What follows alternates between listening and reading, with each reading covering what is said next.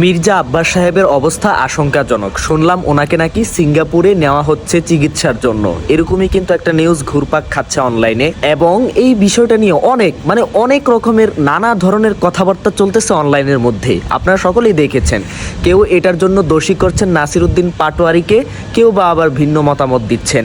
তবে কিছু কথা বলি ভাই, একটু মনোযোগ দিয়ে শোনেন। সর্বপ্রথম ওনার একটা ভিডিও দেখেছেন, হয়তো একটু দেখেন।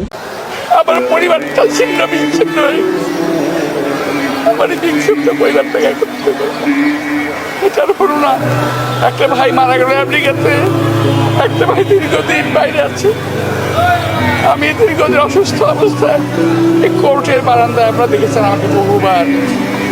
আজকে এখানে যারা আছে সকলেই আমার মতো কম বেশি ভুক্তভোগী। উনি মাজলুমের মতো কান্না করছেন, দেখেই বোঝা যাচ্ছে উনি মাজলুম ছিলেন। ওনাকে অসুস্থ অবস্থায় কোর্টের বারান্দায় ঘোরাঘুরি করতে হয়েছে। এই কথা বলে বলে তিনি কান্না করতেছেন। দেখেন, হাদি ভাইয়ের কিন্তু একটা কথা ছিল যে আওয়ামী লীগের বিচার হওয়ার পরে যে আওয়ামী লীগের কর্মীরা গণহত্যার মধ্যে তারা ছিল না, তারা যদি তওবা করে তাদের দলের সেই রাজনীতিকে ছুঁড়ে ফেলে নতুন বাংলাদেশ বিনির্মাণে আমাদের সাথে যোগ দেয়, আমরা তাদেরকে আমন্ত্রণ করব, তাদেরকে গ্রহণ করব। এবং তারপরেই বলেছেন, আমি আমার শত্রুর সাথে ইনসাফ চাই। দেখেন, এইখানে কিন্তু আসে ইনসাফের বিষয়টা। আপনি দেখেন, মির্জা আব্বাসও কিন্তু একসময় মাজলুম ছিল এবং তিনি কিন্তু সেই বিষয়টা এখন এসে কান্না করছেন। কিভাবে মাজলুমের মতো কান্না করছে দেখছেন না?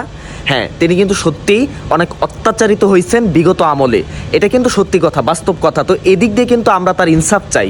এবং এই যে একটা চাপ গেছে, অসুস্থতার মধ্য দিয়ে তিনি কোর্টের বারান্দায় বারান্দায় ঘুরছেন, এই যে শারীরিক প্রেশারটা গেছে, মূলত এটার কারণেও হতে পারে। তো এটা ডাক্তারের একজন দেখলাম পোস্ট দিয়ে অনেক আলাপ করছে, আপনারা সেই পোস্টটাও দেখতে পারেন কি কারণে এগুলো হতে পারে। তো দেখেন, রোগ বালাই, সুস্থতা, নেয়ামত এগুলো সবই আল্লাহর হাতে। আমরা এটা কাউকে দোষারোপ করব না, সরাসরি হিট করব না। অনেকে ভাই দেখলাম আবার এরকম মন্তব্য করতেছেন যে উনি যদি আল্লাহ না করুক চলে যায়, তাহলে কি পাটোয়ারিকে দেওয়া হবে না? আচ্ছা ভাই, আপনাদের মাথায় কি একটু কমন সেন্স নাই? একজন মানুষ অসুস্থ হয়েছে, এখনই যদি আমরা এই সব কথাবার্তা বলি, তাহলে ভাই এখানে আর আমাদেরকে তো তারা বলবেই যে আমাদের আসলে কমন সেন্স নাই। কমন সেন্স থাকতে হবে, বিষয়টা বুঝতে হবে। এখন বিষয়টা হচ্ছে, আপনারা যদি একটু লক্ষ্য করেন, ওসমান হাদি ভাই তো প্রথমে বলছে যে আমরা আমাদের শত্রুর সাথে ইনসাফ চাই, এবং যেহেতু উনি মাজলুম ছিলেন সেই দিক থেকে আমরা ওনার ইনসাফ চাই। এবং আরেকটা বিষয় আপনারা সকলেই জানেন, অসুস্থ ব্যক্তিকে দেখতে যাওয়া এটা কিন্তু রাসূল সাল্লাল্লাহু আলাইহি সাল্লামের একটা সুন্নাহ, এবং সেই সুন্নাহটা পর্যন্ত ওসমান হাদি ভাই লালন পালন করতেন। যদি আজকে উনি জীবিত থাকতেন, অবশ্যই তার ইনকিলাব মঞ্চকে নিয়ে তিনি তাকে দেখতে যেতেন। এবং তিনি কিন্তু বেঁচে থাকতে একটা ছবি আপনারা দেখছিলেন না, ওই যে ওনার পিছনে মির্জা আব্বাস ভাইয়ের ছবি ছিল এখানে, আর এই পাশে আবার আরেকজন জামায়াত নেতার ছবি ছিল। সেই ছবিটা পোস্ট করে সে কিন্তু লিখেছিল যে আমাদের 3 ভাইয়ের লাগি দোয়া করবেন। তো দেখেন কত সুন্দর একটা রাজনীতি। উনি একসময় জাবের ভাইকে বলছিল, ওনার পোস্ট থেকে দেখলাম যে বলছিল যে একসময় আমরা গিয়ে ওনার কাছে দোয়া চেয়ে আসবো, ওনার বাসায় গিয়ে।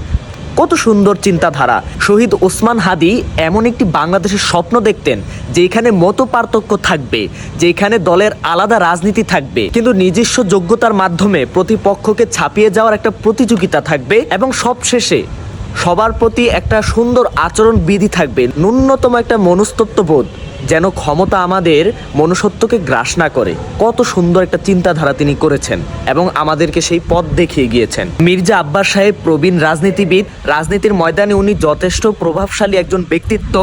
আজকে তিনি অসুস্থ হয়ে হাসপাতালের বেডে শুয়ে আছেন। হাদি ভাই বেঁচে থাকলে হয়তো আমাদের সকলকে নিয়ে ওনার জন্য মোনাজাত করতেন। আমরা তাই করব। আমরা চাই উনি আমাদের মাঝে আবার সুস্থ হয়ে ফিরে আসুক, এবং আমাদের মধ্যে যেই প্রতিযোগিতা, সেই প্রতিযোগিতার মাধ্যমে আমরা প্রতিপক্ষকে হারিয়ে তারপর ন্যায় এবং ইনসাফের মাধ্যমে সত্যতা বজায় রেখে তারপর আমরা আগাবো।